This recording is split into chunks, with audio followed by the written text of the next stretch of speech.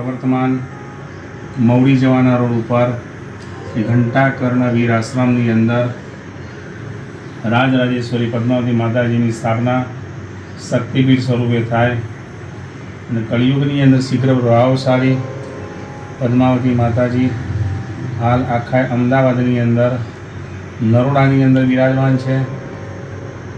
વીર વિજયજી મહારાજ સાહેબના ઉપાસે ભઠ્ઠીની બારીએ પણ પદ્માવતી માતાજી બિરાજમાન છે. એ માતાજી કળિયુગની અંદર પ્રભાવશાળી છે. એના માટે સ્તુતિમાં પણ કહ્યું છે, બધા જ સાધુ સાધ્વીજી ભગવંતો ધરણી ધરરાય પદ્માવતી પ્રભુ પાર્શ્વતણા ગુણ ગાવતી સહુ સંગન સંકટ ચૂરતી નય વિમળન વાંછિત પૂરતી. આપને આ પદ્માવતી માતા પ્રાપ્ત કેવી રીતે છે? રાજનભાઈ ઝવેરી સાગર કચ્છના ઝવેરીવાડ વાઘણપુલની અંદર પ્રવર્તમાન સૃષ્ટિવર્ય હાલ પાલડી જૈન નગરની અંદર રહે છે. તેઓ શ્રીના ઘરની અંદર લગભગ 60 વર્ષથી આ પદ્માવતી માતાજી પૂજાતા હતા.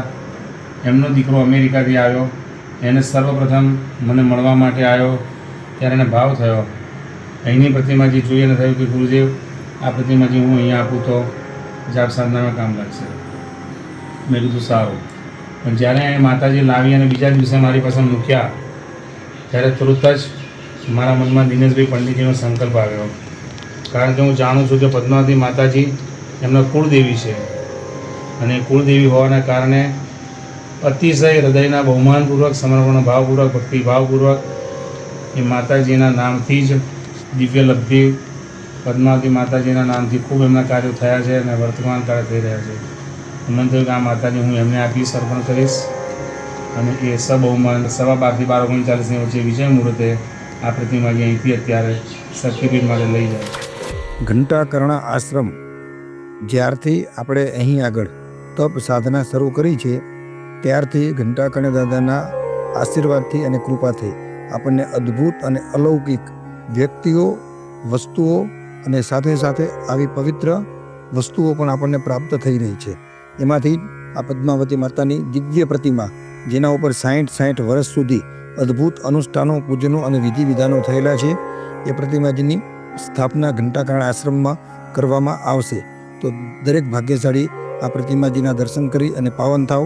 પદ્માવતી માતા સૌનું કલ્યાણ કરે. જ્યારે પણ મવડી પધારો તો જરૂર આ ઘંટાકર્ણ આશ્રમની મુલાકાત લેજો, દર્શન કરજો. અહીં રહેલી અનંત ઉર્જાઓને પ્રાપ્ત કરી તમારા દરેક શુભ સંકલ્પ સિદ્ધ કરજો. અહીં આવેલ દરેક ભાગ્યશાળીને ઘંટાકર્ણ દાદાનો દિવ્ય વાસક્ષેપ ઔષધિઓથી યુક્ત આપવામાં આવે છે, જેનાથી બધા જ પ્રકારના રોગો શાંત થાય છે.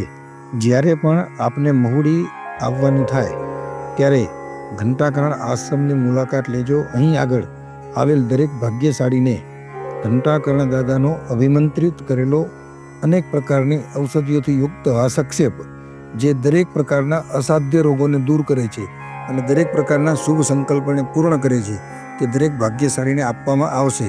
અહીં આવવા માટે નીચેના નંબરો પર ફોન કરીને પણ આવી શકાય છે અને ડાયરેક્ટ ગમે ત્યારે દર્શન કરવા માટે આવી શકાય છે.